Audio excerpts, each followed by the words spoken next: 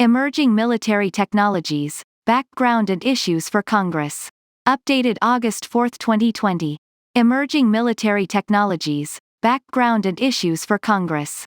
Members of Congress and Pentagon officials are increasingly focused on developing emerging military technologies to enhance U.S. national security and keep pace with U.S. competitors.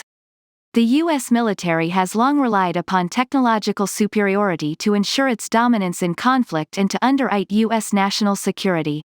In recent years, however, technology has both rapidly evolved and rapidly proliferated, largely as a result of advances in the commercial sector. As former Secretary of Defense Chuck Hagel observed, this development has threatened to erode the United States' traditional sources of military advantage. The Department of Defense (DoD) has undertaken a number of initiatives to arrest this trend. For example, in 2014, DoD announced the Third Offset Strategy, an effort to exploit emerging technologies for military and security purposes as well as associated strategies, tactics, and concepts of operation. In support of this strategy, DoD established a number of organizations focused on defense innovation, including the Defense Innovation Unit and the Defense Wargaming Alignment Group. More recently, the 2018 National Defense Strategy echoed the underpinnings of the Third Offset Strategy, noting that U.S. national security will likely be affected by rapid technological advancements and the changing character of war. New technologies include advanced computing, big data, analytics, artificial intelligence, autonomy, robotics, directed energy, hypersonics, and biotechnology, the very technologies that ensure we will be able to fight and win the wars of the future. The United States is the leader in developing many of these technologies. However, China and Russia, key strategic competitors, are making steady progress in developing advanced military technologies. As these technologies are integrated into foreign and domestic military forces and deployed, they could hold significant implications for the future of international security writ large, and will have to be a significant focus for Congress, both in terms of funding and program oversight. This report provides an overview of selected emerging military technologies in the United States, China, and Russia: artificial intelligence, lethal autonomous weapons, hypersonic weapons, directed energy weapons, biotechnology, and quantum technology. It also discusses relevant initiatives within international institutions to monitor or regulate these technologies, considers the potential implications of emerging military technologies for warfighting, and outlines associated issues for Congress. These issues include the level and stability of funding for emerging technologies, the management structure for emerging technologies, the challenges associated with recruiting and retaining technology workers, the acquisitions process for rapidly evolving and dual-use technologies, the protection of emerging technologies from theft and expropriation, and the governance and regulation of emerging technologies. Such issues could hold implications for congressional authorization, appropriation, oversight, and treaty-making. Contents. Introduction. 1. Artificial Intelligence (AI). 2. United States. 3. China. 5. Russia. 5. International institutions. 7. Potential questions for Congress. 7. Lethal autonomous weapon systems laws. 7. United States. 8. China. 9. Russia. 9. International institutions. 10. Potential questions for Congress. 10. Hypersonic weapons. 10. United States. 11. China. 12. Russia. 13. International institutions. 13. Potential questions for Congress. 14. Directed energy weapons. 14. United States. 15. China. 16. Russia. 16. International institutions. 16. Potential questions for Congress. 17. Biotechnology. 17. United States. 18. China. 19. Russia. 20. International institutions. 20. Potential questions for Congress. 21. Quantum technology. 21. United States. 22. China. 23. Russia. 23. International institutions. 24. Potential questions for Congress. 24. Potential implications of emerging technologies for warfighting. 24. Issues for Congress. 26. Funding considerations. 26. Management. 27. Personnel. 27. Acquisition. 28. Intellectual property. 29. Supply chain security. 29. Technology protection. 30. Governance and regulation. 30. Oversight. 32. Figures. Figure 1. AI failure in image recognition. 3. Contacts. Author information. 32. Introduction. Members of Congress and Pentagon officials are increasingly focused on developing emerging military technologies to enhance U.S. national security and keep pace with U.S. competitors. The U.S. military has long relied upon technological superiority to ensure its dominance in conflict and to underwrite U.S. national security. In recent years, however, technology has both rapidly evolved and rapidly proliferated, largely as a result of advances in the commercial sector. As former Secretary of Defense Chuck Hagel has observed, this development has threatened to erode the United States' traditional sources of military advantage. 1. The Department of Defense (DoD) has undertaken a number of initiatives in recent years in an effort to arrest this trend.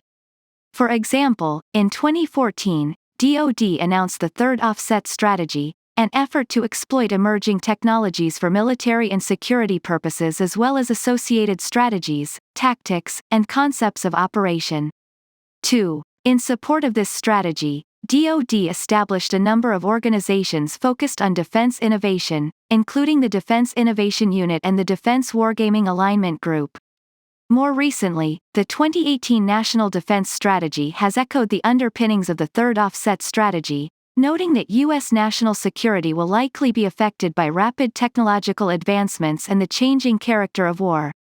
New technologies include advanced computing, big data, analytics, artificial intelligence, autonomy, robotics, directed energy, hypersonics, and biotechnology, the very technologies that ensure we will be able to fight and win the wars of the future. 3. Although the United States is the leader in developing many of these technologies, China and Russia, key strategic competitors, are making steady progress in developing advanced military technologies. As they are integrated into foreign and domestic military forces and deployed, these technologies could hold significant implications for congressional considerations and the future of international security writ large. This report provides an overview of selected emerging military technologies in the United States, China, and Russia: artificial intelligence, lethal autonomous weapons, hypersonic weapons, directed energy weapons, biotechnology, and quantum technology. It also discusses relevant initiatives within international institutions to monitor or regulate these technologies, considers the potential implications of emerging military technologies, and outlines associated issues for Congress.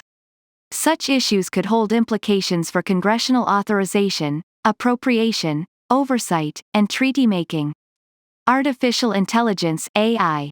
4. Although the U.S. government has no official definition of artificial intelligence, policymakers generally use the term AI to refer to a computer system capable of human-level cognition.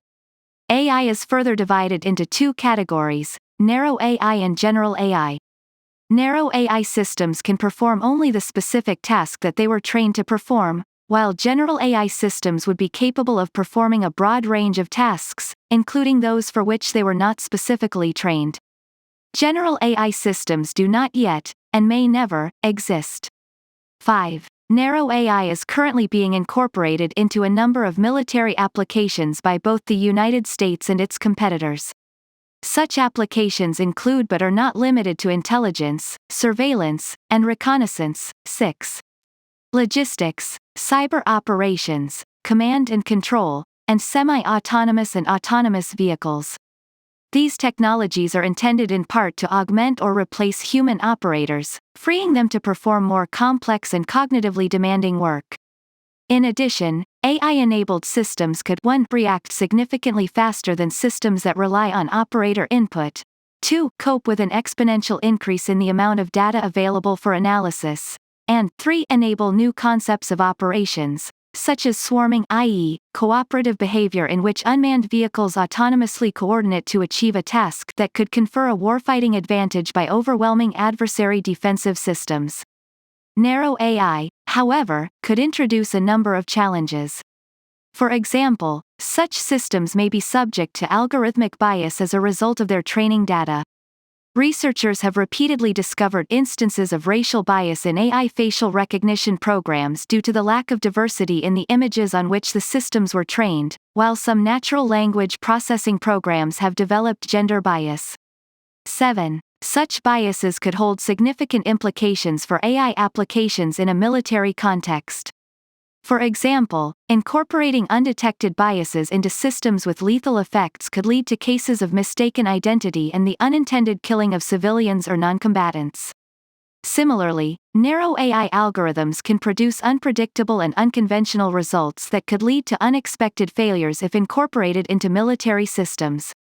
In a commonly cited demonstration of this phenomenon illustrated in Figure 1, researchers combined a picture that an AI system correctly identified as a panda with random distortion that the computer labeled nematode. The difference in the combined image is imperceptible to the human eye, but it resulted in the AI system labeling the image as a gibbon with 99.3% confidence. Such vulnerabilities could be exploited intentionally by adversaries to disrupt AI-reliant or assisted target identification, selection, and engagement. This could, in turn, raise ethical concerns, or, potentially, lead to violations of the law of armed conflict, if it results in the system selecting and engaging a target or class of targets that was not approved by a human operator. Figure 1. AI failure in image recognition.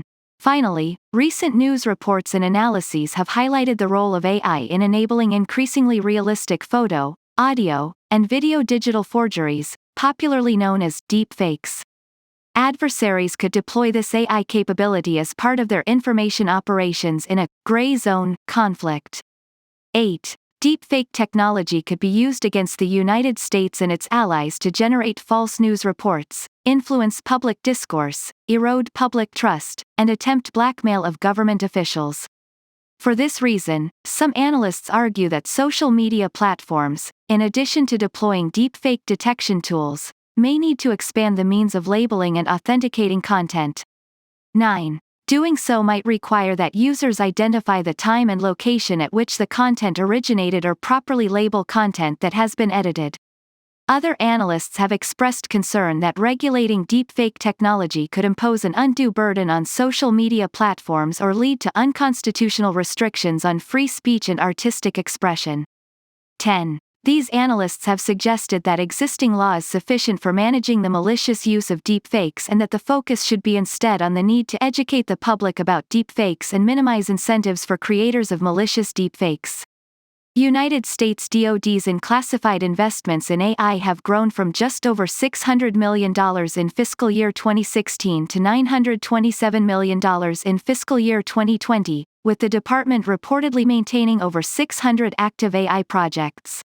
11. Pursuant to the fiscal year 2019 National Defense Authorization Act (NDAA), PL 115-232, DoD established the Joint Artificial Intelligence Center (JAIC), pronounced JAIC, to coordinate DoD projects of over $15 million. 12. The JAIC has identified its priority national mission initiatives for AI as predictive maintenance, 13.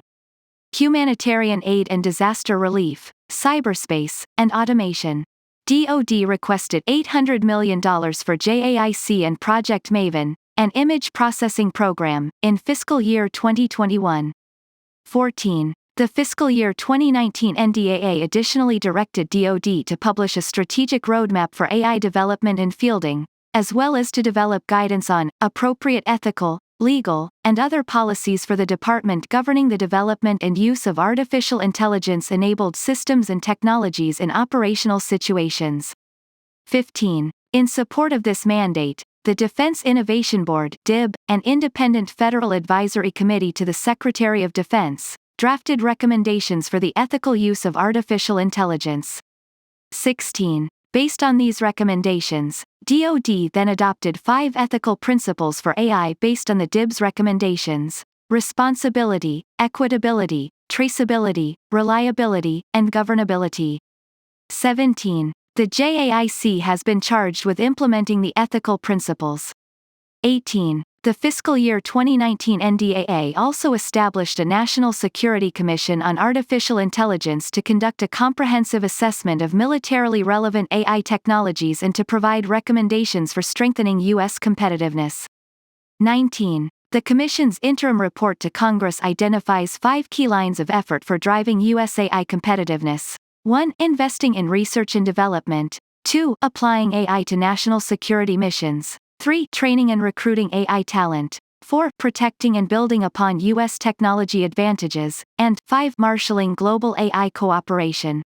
The Commission is releasing quarterly memos, which are to provide recommendations for implementing these lines of effort, with a final report due in March 2021. Per Section 256 of the fiscal year 2020 NDAA, DoD is also to develop a strategy for educating service members in relevant occupational fields on matters relating to artificial intelligence. Section 260 requires the Secretary of Defense to submit through 2023 biannual reports on the JAIC to the Congressional Defense Committees. 20. These reports are to include a description of the JAIC's mission, objectives, activities, workforce, and organizational structure, as well as a description of any new AI-related policies or ethical guidelines and any steps taken by the Center to protect systems that use artificial intelligence from any attempts to misrepresent or alter information used or provided by artificial intelligence. 21. Finally, Section 5711 tasks the Director of National Intelligence with periodically briefing the Congressional Intelligence Committees on major intelligence community AI initiatives and coordination efforts. 22. China. China is widely viewed as the United States' closest competitor in the international AI market. 23. China's 2017 Next Generation AI Development Plan describes AI as a strategic technology that has become a focus of international competition. 24. Recent Chinese achievements in the field demonstrate China's potential to realize its goals for AI development.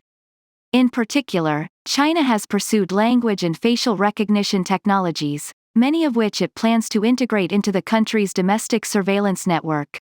Such technologies could be used to counter espionage and aid military targeting. In addition to developing various types of air, land, sea, and undersea autonomous military vehicles, China is actively pursuing swarm technologies, which could be used to overwhelm adversary missile defense interceptors. Moreover, open-source publications indicate that China is developing a suite of AI tools for cyber operations. 25. China's management of its AI ecosystem stands in stark contrast to that of the United States. 26. In general, few boundaries exist between Chinese commercial companies, university research laboratories, the military, and the central government. China's national intelligence law, for example, requires companies and individuals to support, assist, and cooperate with national intelligence work.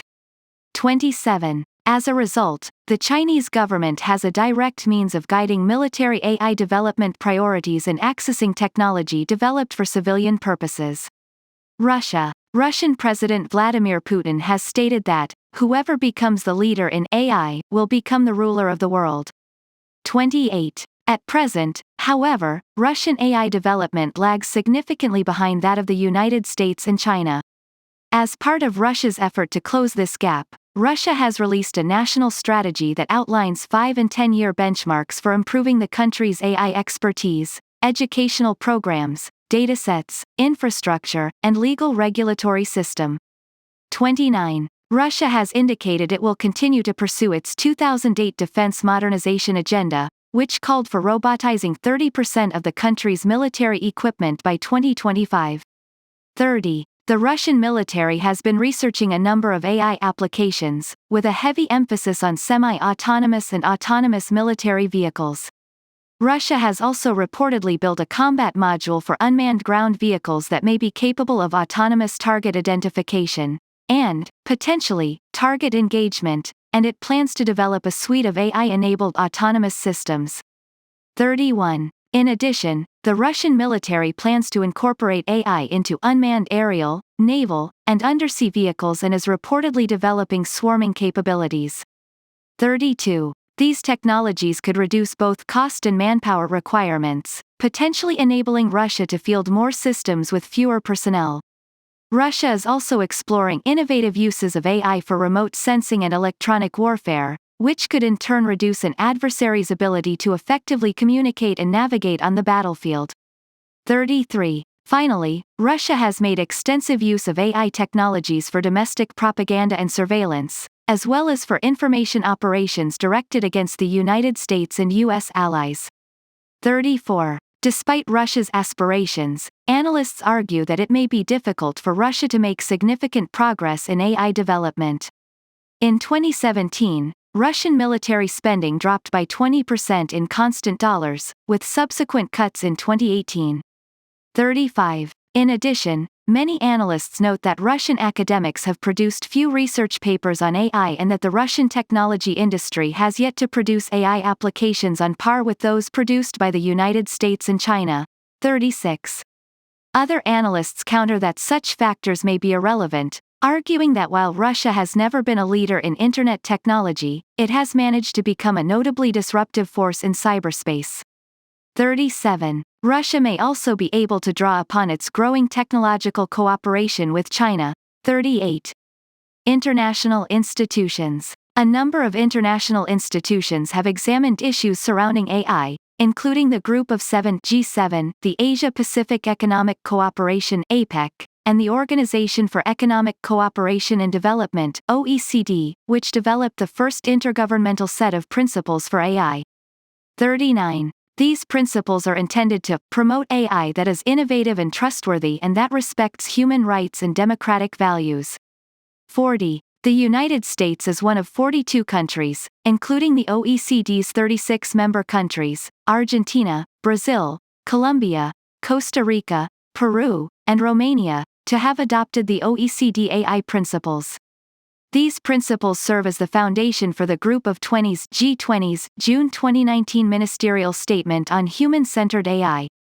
41. In addition, the OECD established the AI Policy Observatory in 2019 to develop policy options that will help countries encourage, nurture, and monitor the responsible development of trustworthy AI systems for the benefit of society.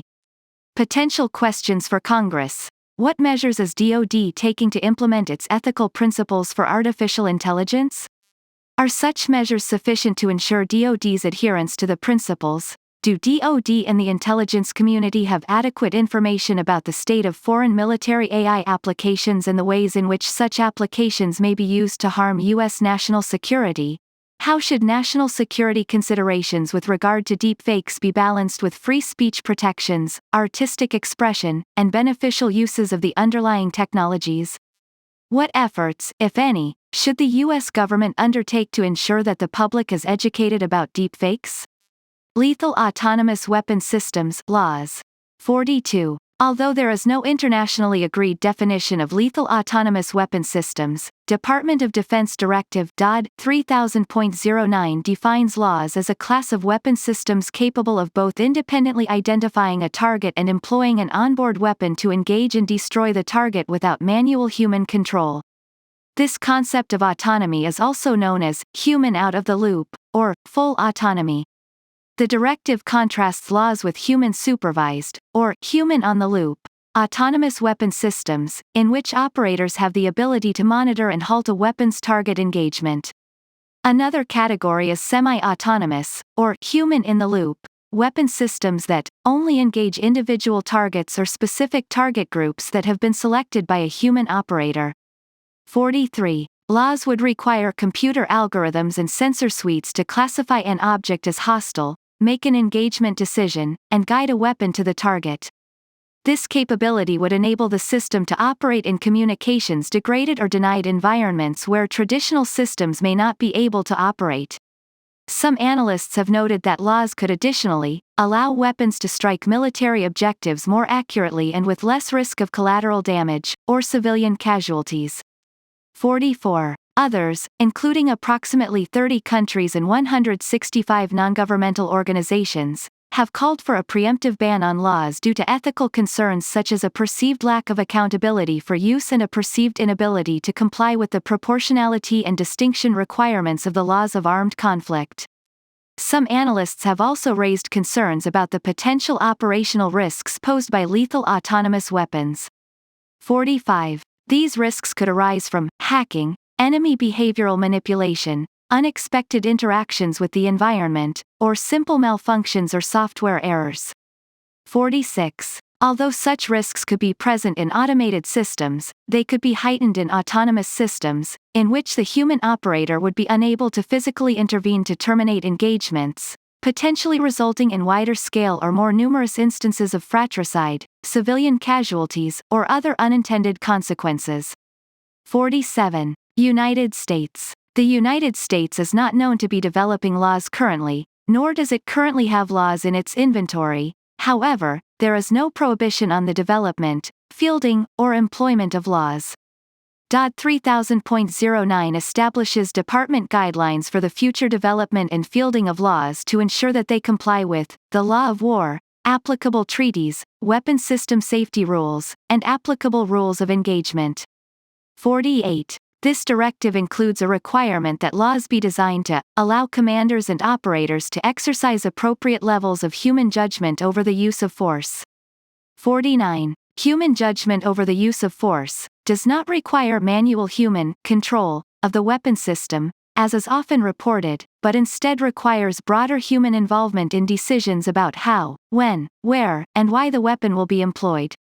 In addition, DOD 3000.09 requires that the software and hardware of all systems, including lethal autonomous weapons, be tested and evaluated to ensure they function as anticipated in realistic operational environments against adaptive adversaries, complete engagements in a time frame consistent with commander and operator intentions and, if unable to do so, terminate engagements or seek additional human operator input before continuing the engagement, and are sufficiently robust to minimize failures that could lead to unintended engagements or to loss of control of the system to unauthorized parties. Any changes to a system's operating state, for example, due to machine learning, would require the system to be retested and reevaluated to ensure that it has retained its safety features and ability to operate as intended. In addition to the standard weapons review process, laws must undergo a secondary senior-level review by the Undersecretary of Defense for Policy, the Chairman of the Joint Chiefs of Staff, and either the Undersecretary of Defense for Acquisition and Sustainment or the Undersecretary of Defense for Research and Engineering prior to both development and fielding. China. According to U.S. Secretary of Defense Mark Esper, some Chinese weapons manufacturers, such as Xi'an, have advertised their weapons as having the ability to select and engage targets autonomously. 50. It is unclear whether these claims are accurate. However, China has no prohibition on the development of laws, which it has characterized as weapons that exhibit, at a minimum, 5 attributes. The first is lethality, which means sufficient payload charge and for means sick to be lethal.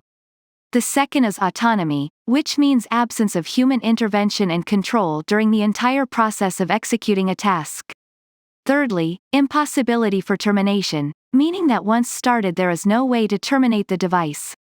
Fourthly, indiscriminate effect, meaning that the device will execute the task of killing and maiming regardless of conditions, scenarios and targets.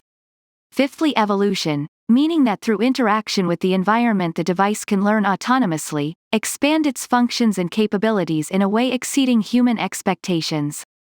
51. Russia. Russia has proposed the following definition of laws: unmanned technical means other than ordnance that are intended for carrying out combat and support missions without any involvement of the operator, beyond the decision of whether and how to deploy the system.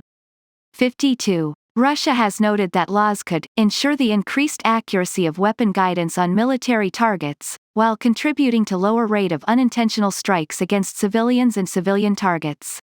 53. Although Russia has not publicly stated that it is developing laws, Russian weapons manufacturer Kalashnikov has reportedly built a combat module for unmanned ground vehicles capable of autonomous target identification and, potentially, target engagement. 54. International institutions. Since 2014, the United States has participated in international discussions of laws under the auspices of the United Nations Convention on Certain Conventional Weapons, UNCCW. The UNCCW has considered proposals by states parties to issue political declarations about laws, as well as proposals to regulate or ban them. At the UNCCW, the United States and Russia have opposed a preemptive ban on laws, while China has supported a ban on the use, but not development, of laws, which it defines as weapon systems that are inherently indiscriminate and thus in violation of the law of war. Potential questions for Congress. To what extent are potential U.S. adversaries developing laws? How, if at all, should this affect U.S. laws research and development? What role should the United States play in UNCCW discussions of laws? Should the United States support the status quo, propose a political declaration, or advocate regulation of or a ban on laws? If the United States chooses to develop laws, are current weapons review processes and legal standards for their employment in conflict sufficient?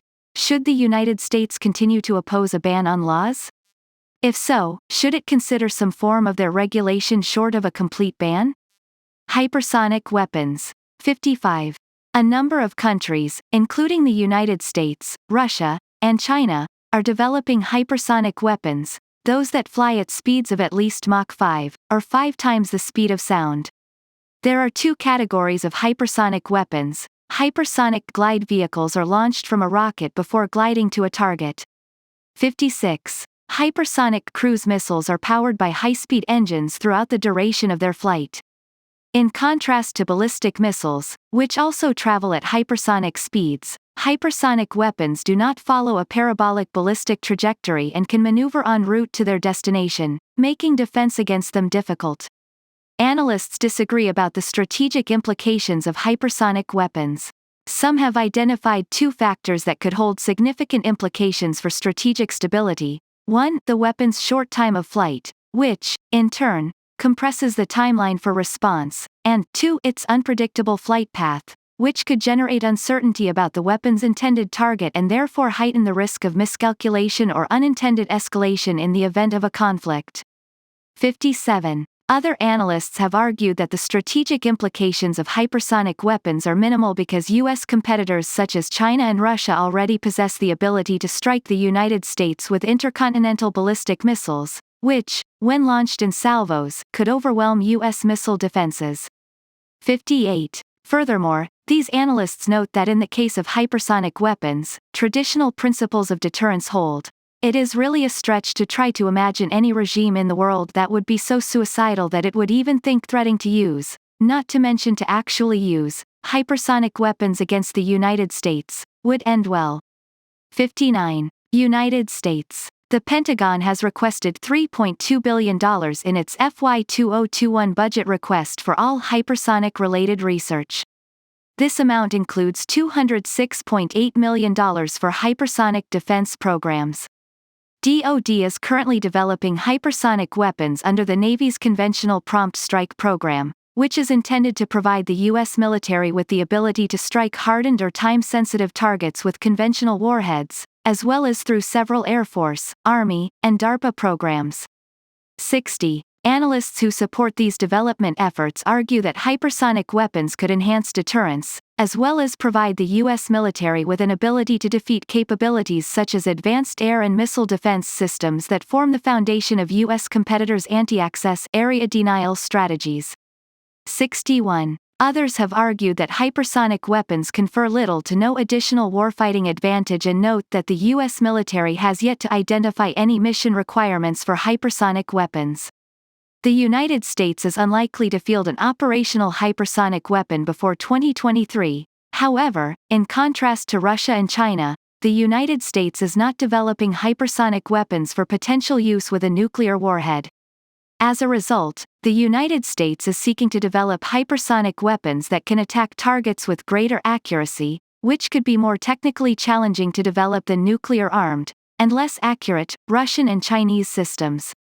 China. According to Tong Zhao, a fellow at the Carnegie Tsinghua Center for Global Policy, most experts argue that the most important reason to prioritize hypersonic technology development in China is the necessity to counter specific security threats from increasingly sophisticated U.S. military technology, such as U.S. regional missile defenses.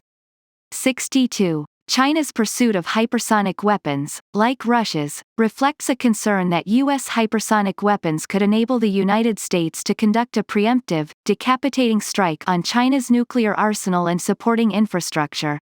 U.S. missile defense deployments could then limit China's ability to conduct a retaliatory strike against the United States. 63. China has developed the DF-41 Intercontinental Ballistic Missile, ICBM, which, according to a 2014 report by the U.S.-China Economic and Security Review Commission, could carry a nuclear hypersonic glide vehicle. 64. General Terence O'Shaughnessy, the current commander of U.S. Northern Command, seemed to confirm this assessment in February 2020, when he testified that China is testing a nuclear-armed intercontinental range hypersonic glide vehicle, which is designed to fly at high speeds and low altitudes, complicating our ability to provide precise warning. 65. In addition, China has tested the DFZF hypersonic glide vehicle at least 9 times since 2014. U.S. defense officials have reportedly identified the range of the DFZF as approximately 1,200 miles and have stated that the missile may be capable of performing evasive maneuvers during flight. 66. Although unconfirmed by intelligence agencies, some analysts project the DFZF will be operational as early as 2020. 67. In addition, in August 2018 China successfully tested Starry Sky 2, a nuclear-capable hypersonic vehicle prototype. 68. Some reports indicate that the Starry Sky 2 could be operational by 2025. 69. U.S. officials have declined to comment on the program. 70. Russia. Although Russia has conducted research on hypersonic weapons technology since the 1980s, it accelerated its efforts in response to U.S. missile defense deployments in both the United States and Europe, and in response to the U.S. withdrawal from the Anti-Ballistic Missile Treaty in 2002.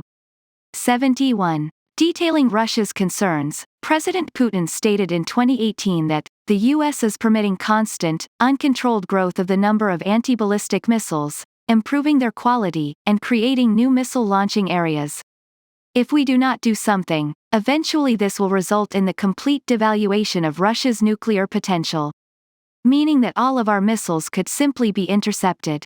72. Russia thus seeks hypersonic weapons, which can maneuver as they approach their targets, as an assured means of penetrating U.S. missile defenses and restoring its sense of strategic stability. 73. Russia is pursuing 2 nuclear-capable hypersonic weapons, the Avangard and the 3M22 Zircon, or Zircon. Avangard is a hypersonic glide vehicle launched from an ICBM, giving it, effectively, unlimited range. 74. Russian news sources claim that Avangard entered into service in December 2019. 75. Zircon, a ship-launched hypersonic cruise missile, may become operational as early as 2023. 76. International institutions. No international treaty or agreement is dedicated to overseeing the development of hypersonic weapons. Although the New START Treaty, a strategic offensive arms treaty between the United States and Russia, does not specifically limit hypersonic weapons, it does limit ICBMs, which could be used to launch hypersonic glide vehicles. 77. Because Russia has deployed its Avangard hypersonic glide vehicle on an SS-19 ICBM, it has agreed that missiles equipped with Avangard count under New START. Furthermore, Article 5 of the treaty states that, when a party believes that a new kind of strategic offensive arm is emerging, that party shall have the right to raise the question of such a strategic offensive arm for consideration in the Bilateral Consultative Commission (BCC). Accordingly, some legal experts hold that it would be possible to negotiate provisions that would count additional types of hypersonic weapons under the New START limits. 78. However, because New START is due to expire in 2021, unless extended through 2026, this solution may be temporary. 79. In addition, the treaty would not cover hypersonic weapons developed in countries other than the United States and Russia. Potential questions for Congress. What missions will hypersonic weapons be used for? Are hypersonic weapons the most cost-effective means of executing these potential missions? Given the lack of defined mission requirements for hypersonic weapons, how should Congress evaluate funding requests for hypersonic weapons programs or the balance of funding requests for hypersonic weapons programs, enabling technologies, and supporting test infrastructure? How, if at all, will the fielding of hypersonic weapons affect strategic stability? Is there a need for risk mitigation measures, such as expanding New START, negotiating new multilateral arms control agreements, or undertaking transparency and confidence-building activities? Directed energy (DE) weapons. DoD defines directed energy (DE) weapons as those using concentrated electromagnetic energy, rather than kinetic energy, to incapacitate, damage, disable, or destroy enemy equipment, facilities, and/or personnel. DE weapons could be used by ground forces in short-range air defense (SHORAD), counter-unmanned aircraft systems (CUAS), or counter-rocket, artillery, and mortar (CRAM) missions. 81. DE weapons could offer low costs per shot and, assuming access to a sufficient power supply. 82. Nearly limitless magazines that, in contrast to existing conventional systems, could enable an efficient and effective means of defending against missile salvos or swarms of unmanned systems. Theoretically, DE weapons could also provide options for boost phase missile intercept, given their speed of light travel time. However, as in the case of hypersonic missile defense, experts disagree on the affordability, technological feasibility, and utility of this application. 83. High-powered microwave weapons, a subset of DE weapons, could be used as a non-kinetic means of disabling electronics, communications systems, and improvised explosive devices, or as a non-lethal heat ray system for crowd control. United States. 84. Although the United States has been researching directed energy since the 1960s, some experts have observed that actual directed energy programs have frequently fallen short of expectations, with DoD investing billions of dollars in programs that were ultimately cancelled. 85. Others contend that developments in commercial lasers could be leveraged for military applications. 86. Directed energy weapons programs continue, however, to face questions about their technological maturity, including questions about the ability to improve beam quality and control to militarily useful levels and the ability to meet power, cooling, and size requirements for integration into current platforms. 87. The U.S. Navy fielded the first operational USDE weapon, the Laser Weapon System (LAWS), in 2014 aboard the USS Ponce. LAWS was a 30-kilowatt kW laser prototype that was capable of blinding enemy forces as a warning, shooting down drones, disabling boats, or damaging helicopters. 88. The Navy plans to deploy its 60 kW laser, Helios, aboard the USS Preble in 2021, while the Army plans to field its first combat-relevant laser, the 50 kW Directed Energy Mobile Short-Range Air Defense System, on Stryker fighting vehicles in fiscal year 2022. 89. Similarly, the Air Force is currently conducting field assessments of several counter-UASDE systems, including both laser and high-powered microwave systems. 90. The Army, Navy, Air Force, and DARPA each have DE development programs underway, with the Pentagon requesting $235 million for directed energy weapons and directed energy defensive capabilities in fiscal year 2020. The fiscal year 2021 budget overview does not provide the top-line funding request for DE weapons. 91. These programs are intended to scale up power levels from around 150 kilowatts, as is currently feasible, to around 300 kilowatts, a level at which cruise missiles could potentially be intercepted, by fiscal year 2022 and to around 500 kilowatts by fiscal year 2024. 92. China has reportedly developed a 30-kilowatt road mobile DE system, LW-30, designed to engage unmanned aerial vehicles and precision-guided weapons. 93. Reports indicate that China is also developing an airborne DE weapon pod and has used or proposed using DE weapons to interfere with U.S. and allied military aircraft and to disrupt U.S. freedom of navigation operations in the Indo-Pacific. 94. According to the Defense Intelligence Agency, China is additionally pursuing DE weapons to disrupt, degrade, or damage satellites and their sensors and possibly already has a limited capability to employ laser systems against satellite sensors. China likely will field a ground-based laser weapon that can counter low-orbit space-based sensors by 2020, and by the mid to late 2020s, it may field higher power systems that extend the threat to the structures of non-optical satellites. 95. Russia claims to have fielded the proliferated ground-based DE weapon system in December 2018. Although little is publicly known about proliferated, including its power level, the weapon can reportedly disrupt global positioning system (GPS) and communication signals and may be able to perform CUAS and anti-satellite missions. 96. International institutions' DE weapons are not authoritatively defined under international law, nor are they currently on the agenda of any existing multilateral mechanism. 97. However, certain applications of DE weapons are prohibited. For example, Protocol IV of the CCW, Protocol on Blinding Lasers, prohibits excessively injurious applications of DE weapons, including the use of DE weapons to permanently blind enemy combatants. Similarly, some analysts have suggested that multilateral agreements should be established to restrict certain military applications of lasers, such as aircraft interference, in peacetime. 98. Potential questions for Congress. Does the technological maturity of DE weapons warrant current funding levels? To what extent, if at all, can advances in commercial lasers be leveraged for military applications? How successful have U.S. field tests of DE weapons been? Are any changes to operational concepts, rules of engagement, or tactics required to optimize the use of DE weapons or deconflict the use of DE weapons with other U.S. military operations? Are any additional restrictions on the use of DE weapons necessary and, if so, what kind? Biotechnology. Biotechnology leverages life sciences for technological applications. A number of developments in biotechnology hold potential implications for the U.S. military and for international security writ large.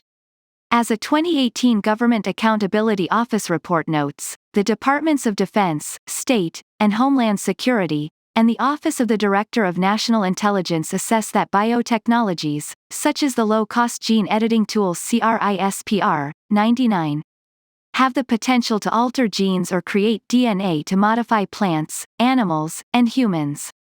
Such biotechnologies could be used to enhance or degrade the performance of military personnel. The proliferation of synthetic biology, used to create genetic code that does not exist in nature, may increase the number of actors that can create chemical and biological weapons.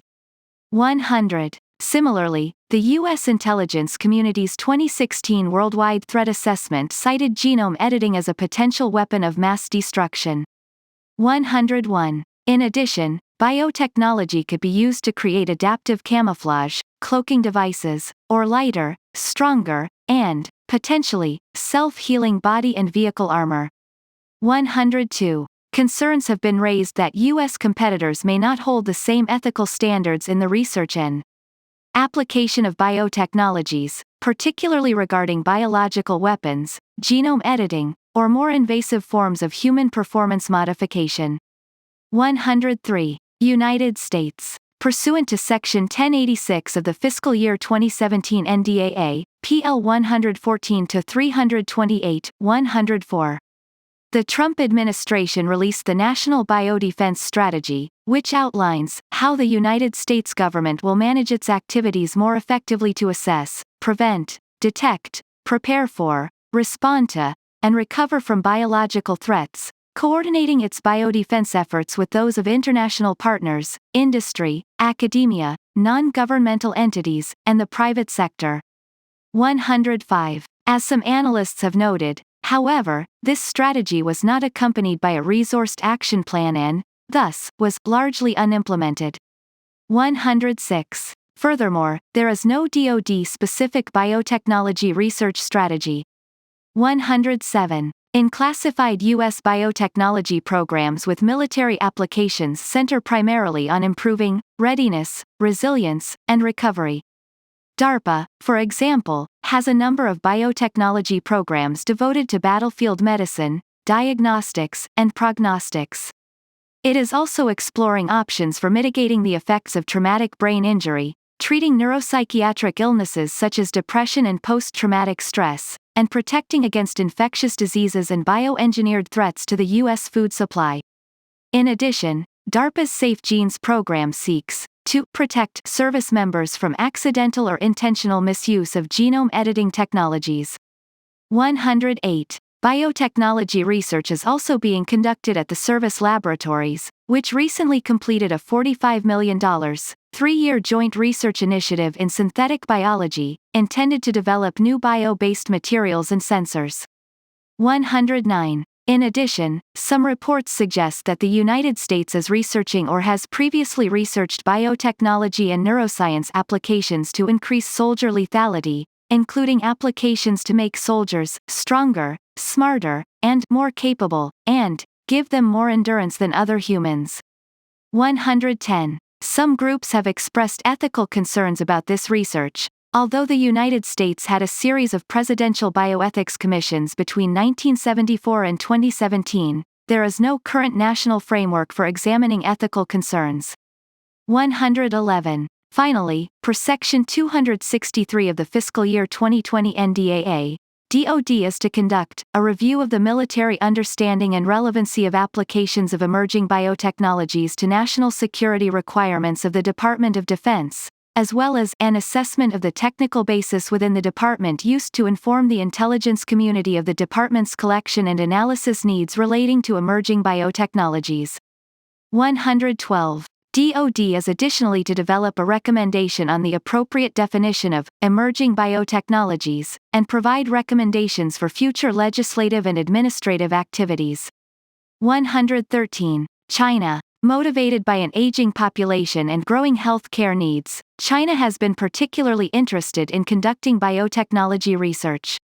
Biotechnology is cited as a key strategic priority within China's Made in China 2025 initiative and is additionally highlighted within China's current 5-year development plan. 114. In particular, China is aggressively pursuing biotechnologies for genetic testing and precision medicine. In 2016, Chinese scientists became the first to use the CRISPR gene editing tool on humans, and in 2018, a Chinese scientist produced, perhaps with the approval of the Chinese government, the first gene-edited babies. 115. In addition, China maintains one of the world's largest repositories of genetic information, the National Gene Bank, which includes U.S. genetic data. Such information could be used to develop personalized disease treatment plans or, potentially, precision bioweapons. 116. Open source information about China's research into specific military applications of biotechnology is limited. However, China's policy of military-civil fusion would enable the Chinese military to readily leverage developments in civilian biotechnology. 117. Furthermore, reports indicate that China's Central Military Commission has funded projects on military brain science, advanced biomimetic systems, biological and biomimetic materials, human performance enhancement, and new concept biotechnology, while the Chinese military's medical institutions have conducted extensive research on CRISPR gene editing. 118. Russia. Although Russia released Bio 2020, a whole-of-government strategy for improving the standing of Russia's biotechnology sector, in 2012, biotechnology research in Russia continues to lag behind that of the United States and China. 119. Bio 2020 identifies Russia's priority areas for biotechnology research as biopharmaceutics and biomedicine, industrial biotechnology and bioenergetics, agricultural and food biotechnology, forest biotechnology, environmental protection biotechnology, and marine biotechnology. 120. Little information is publicly available on how Russia might employ such dual-use technologies within a military or national security context. However, The accusation that the country recently attempted to assassinate a former double agent for the United Kingdom using a Novichok nerve agent, in violation of the 1992 Chemical Weapons Convention, suggests that it may be similarly unrestrained in weaponizing biological agents, including those derived from synthetic biology. 121. Indeed, the Soviet Union is known to have maintained an extensive, long-standing biological weapons program, biopreparate, in violation of the 1972 Biological Weapons Convention. 122. International institutions. Only the weaponization of biotechnology is prohibited under international law. 123. Some international institutions have demonstrated interest in considering broader implications of biotechnologies. For example, since 1983, ASEAN has maintained a subcommittee on biotechnology that facilitates coordination of regional biotechnology projects. Similarly, since 1993, the OECD has maintained an internal coordination group for biotechnology that monitors developments in biotechnology and facilitates coordination among various sectors involved in biotechnology research, for example, agriculture, science and technology, environment, industry. In addition, the United Nations Convention on Biological Diversity is charged with governing the development and use of genetically modified organisms. 124. These entities are not, however, focused specifically on military applications of biotechnology. In terms of potential militarization, the 1972 Biological Weapons Convention requires review conferences, which every 5 years assess both the implementation of the treaty and ongoing developments in biotechnology. Annual meetings are held between review conferences to informally consider relevant topics, as well as to address national bilateral and multilateral efforts to enhance biosecurity. Some analysts have argued that an international framework should be established to consider the militarization of biotechnologies and discuss potential regulation of or limits on certain applications. 125. Potential questions for Congress. Is a DoD biotechnology strategy or organization needed to identify research priorities and coordinate department-wide research? What, if any, resources or organizational changes would be required to fully implement a national biodefense strategy? What military applications of biotechnologies are U.S. competitors developing? Is the U.S. military appropriately balancing the potential warfighting utility of biotechnologies with ethical considerations? What, if any, national and international frameworks are needed to consider the ethical, moral, and legal implications of military applications of biotechnologies such as synthetic biology, genome editing, and human performance modification? Quantum technology. Quantum technology translates the principles of quantum physics into technological applications.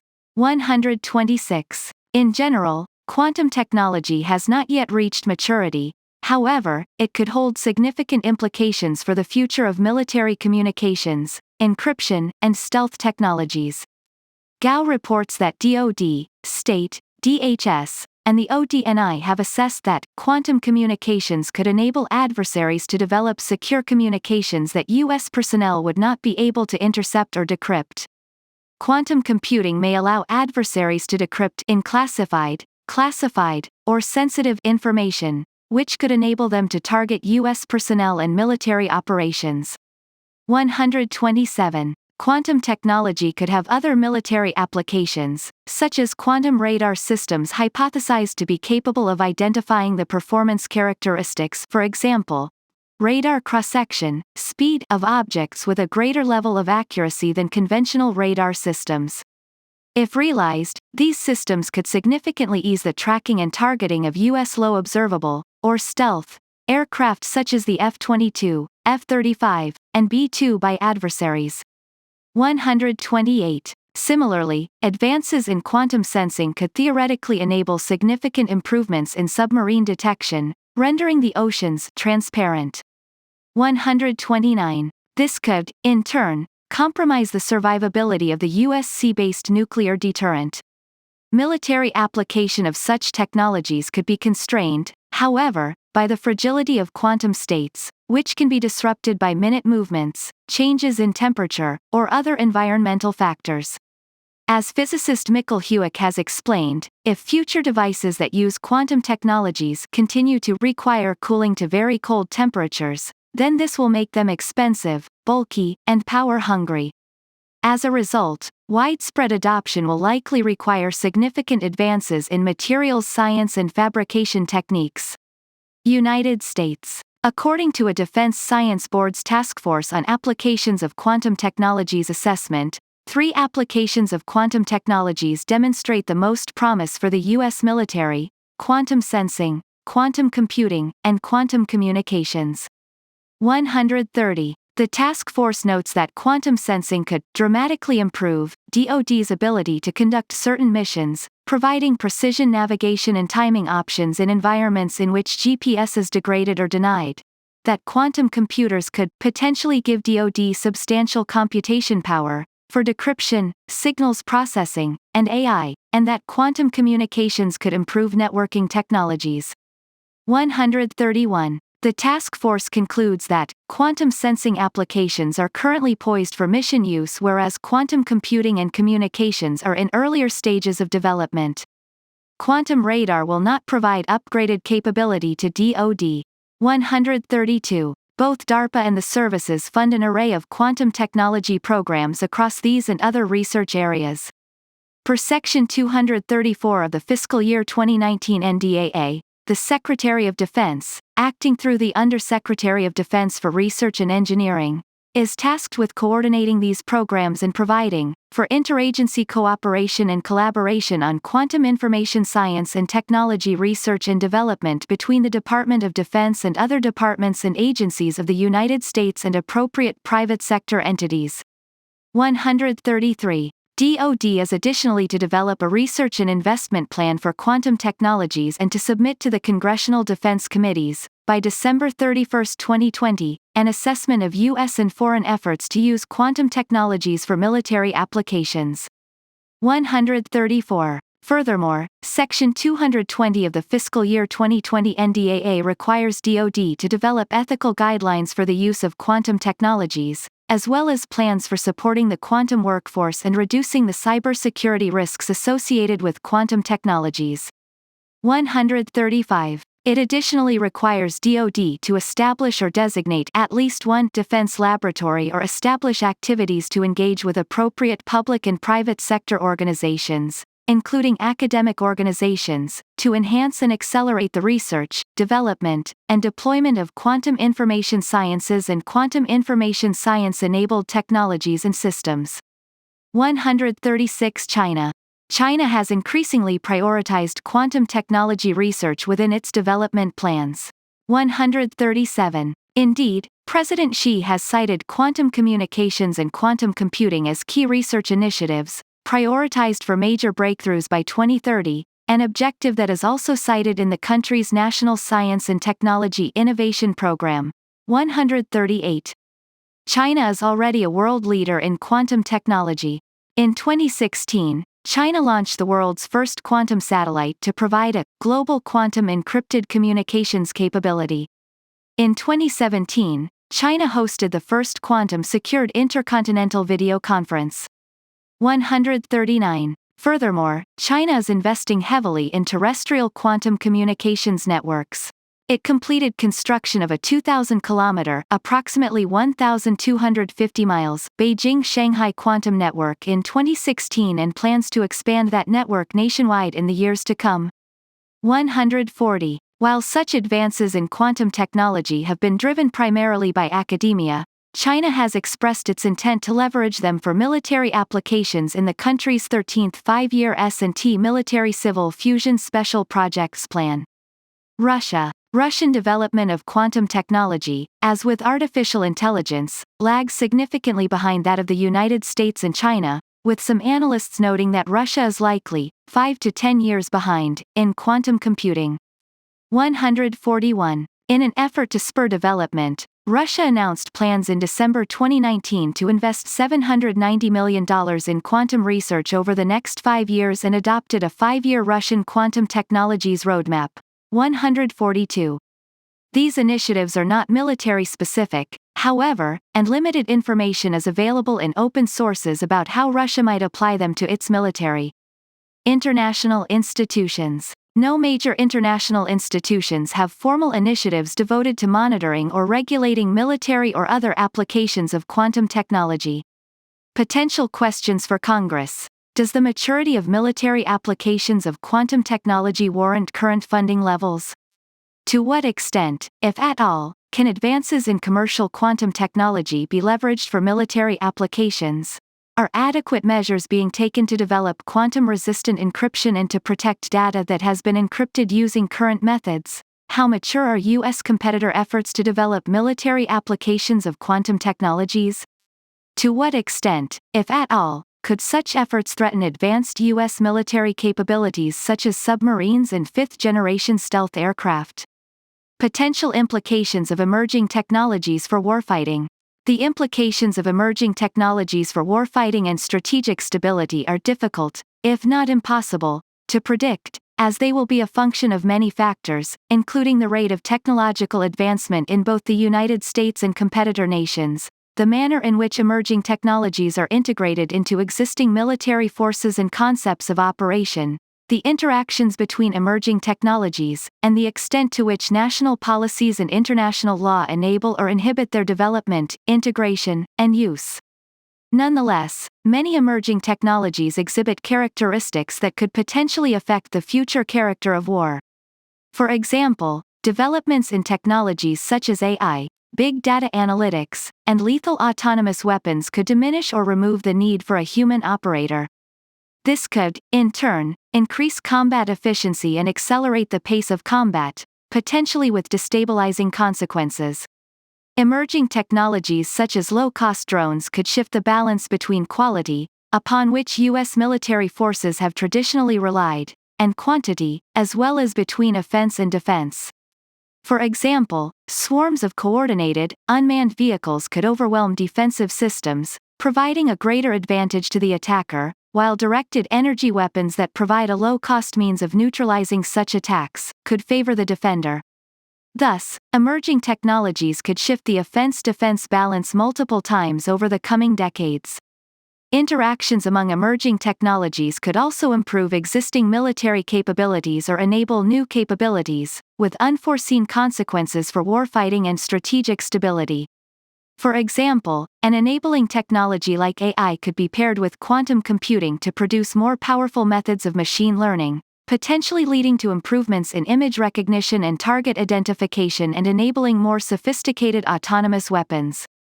Similarly, AI could be paired with 5G communications technologies to enable virtual training environments or with biotechnology in a brain-computer interface to enhance human cognition.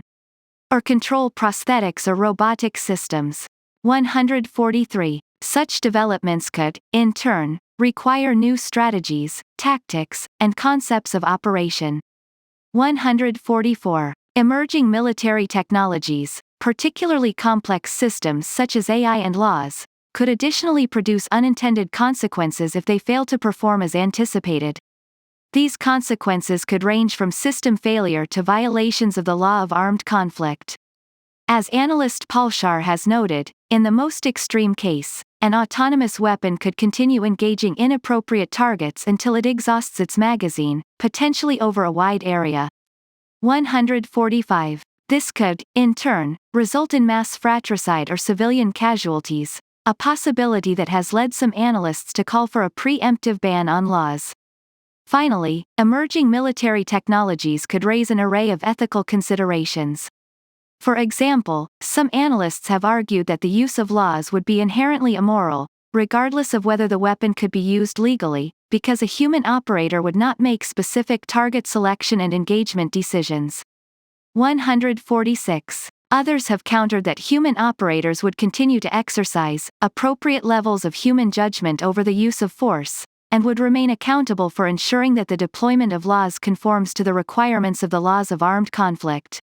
147. Those supporting a preemptive ban on laws have additionally appealed to the Martens Clause, which appears in the 1899 Hague Convention preamble and states that weapons usage should conform to the principles of humanity and the dictates of the public conscience.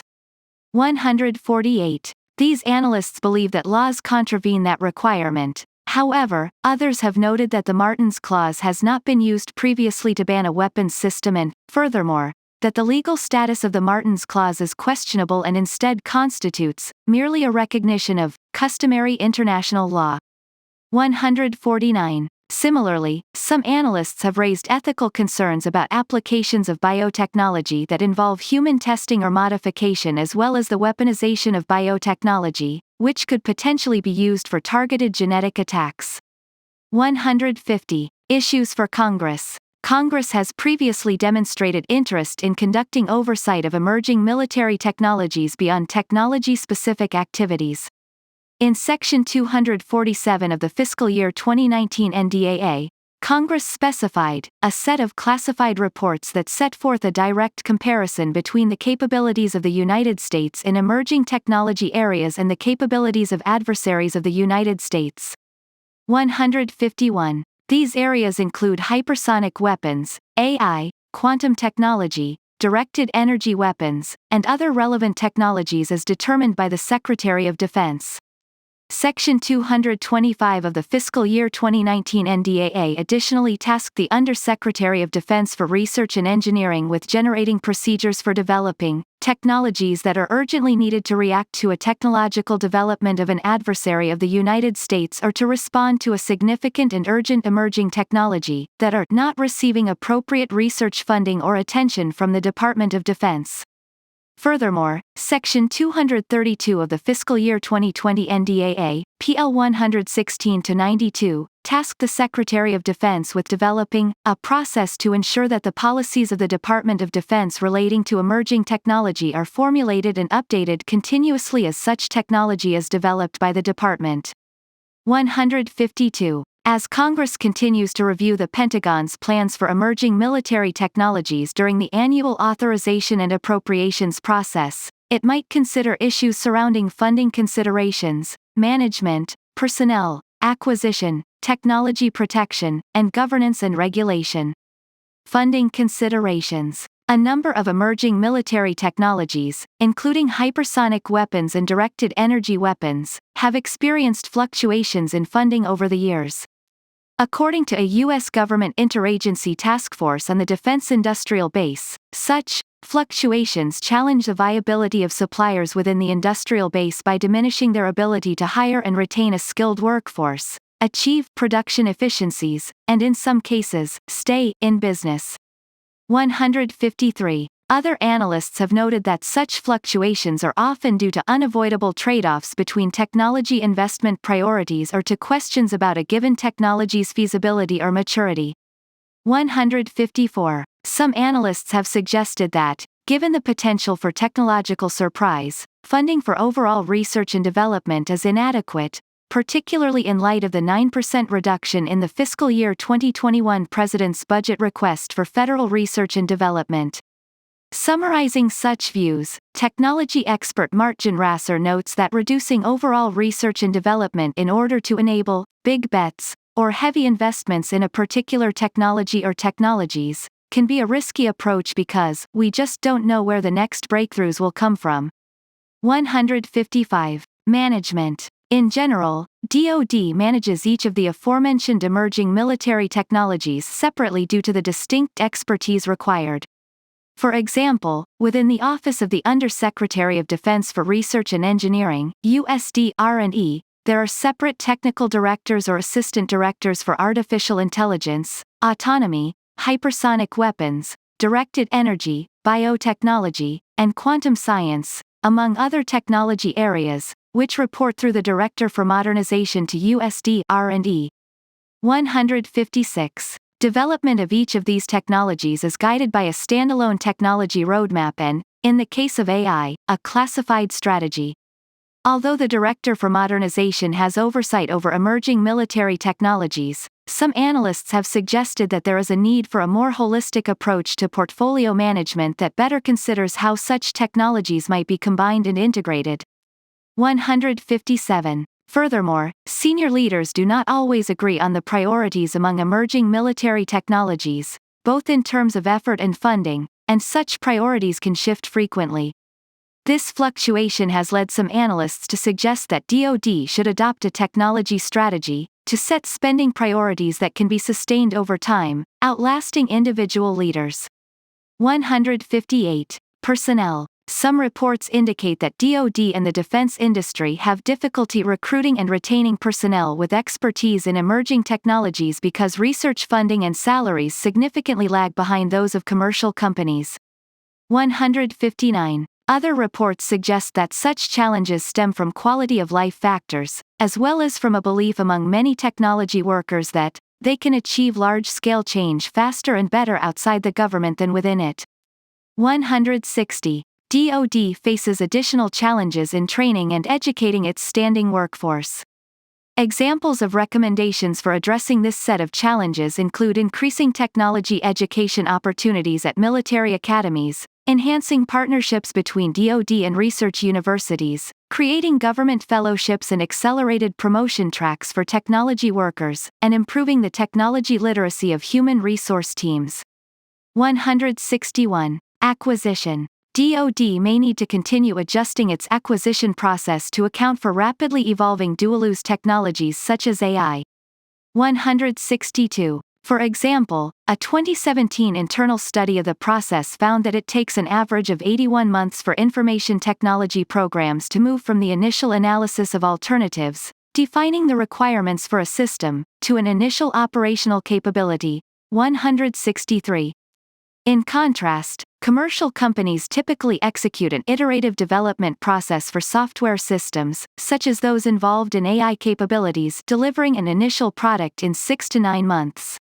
164. These findings prompted DoD to issue an interim software acquisition policy intended to simplify the acquisition model to enable continuous integration and delivery of software capability on timelines relevant to the warfighter end user.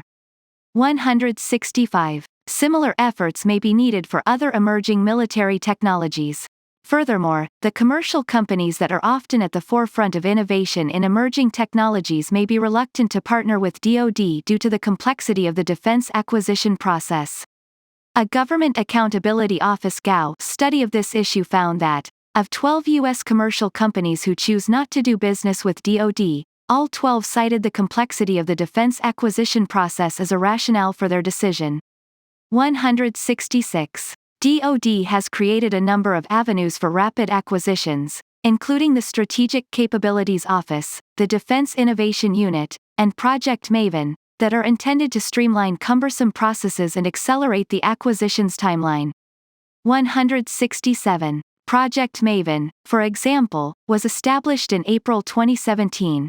By December, the team was fielding a commercially acquired prototype AI system in combat. 168. Although some analysts argue that these are promising developments, critics point out that the department must replicate such results at scale and implement more comprehensive acquisitions reform. 169. Intellectual property. Commercial technology companies are often reluctant to partner with DoD due to concerns about intellectual property and data rights.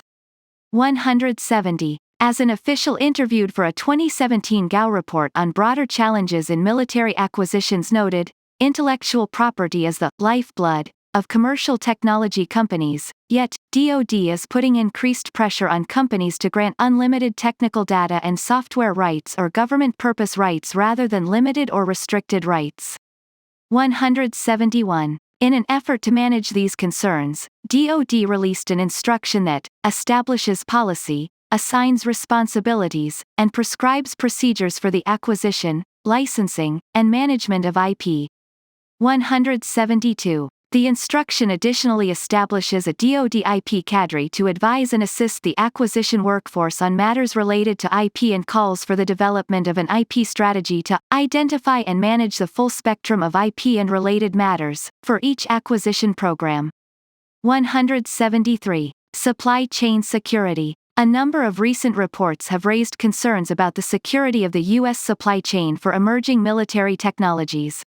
For example, one assessment found that China, may have opportunities to jeopardize the development of hypersonics through industrial espionage, transfers of technology, or providing unreliable components, due to its potential exposure to low-level U.S. suppliers.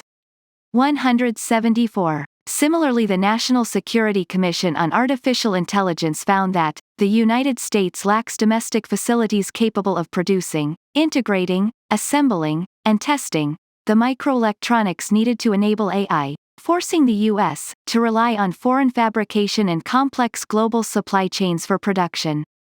175. Technology protection. Estimates indicate that American industry loses more than $600 billion each year to theft and expropriation, including the theft and expropriation of emerging military technologies and related intellectual property. 176. The United States has a number of programs devoted to addressing this issue. For example, pursuant to the Foreign Investment Risk Review Modernization Act of 2018 (FIRRMA), the Committee on Foreign Investment in the United States (CFIUS) now reviews certain foreign investments, including those involving emerging and foundational technologies.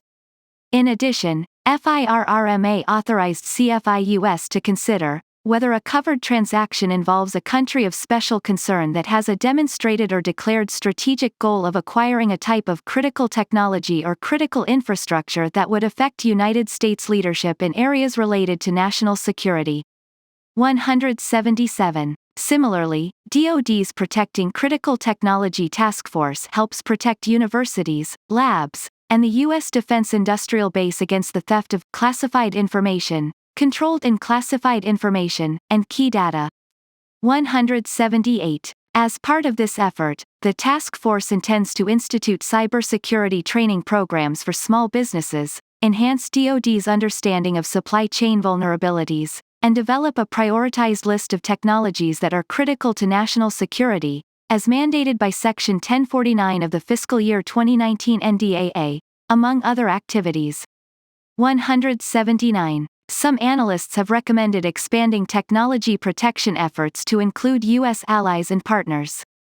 180. Governance and regulation. According to then Director of National Intelligence Daniel Coates, technology developments are likely to outpace regulation, which could create international norms that are contrary to U.S. interests and increase the likelihood of technology surprise. 181. To address this concern, some analysts have argued that the United States should undertake broad, sustained diplomatic engagement to advance collaboration on emerging technologies, norms, and standards setting. 182. Oversight. 183. As Congress conducts oversight of emerging military technologies, it may be challenged in its ability to independently evaluate and assess complex, disparate technical disciplines.